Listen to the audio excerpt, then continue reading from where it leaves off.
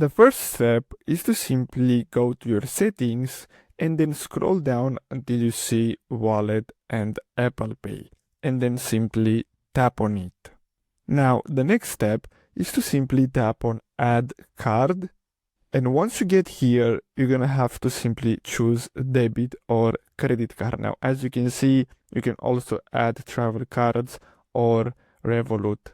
Moving on, you're gonna have to choose your bank. If you don't see your bank in this list, you can scroll down and at the bottom you have the option to add a different card. Simply tap on that. Now, once we get to this step, we have two different options. So we can either hold near card, the phone, and it will automatically enter the card details, or if you want, you can tap on enter card details manually and you can enter your own details. Now after that, we just have to enter our name, the card number, and simply tap on next.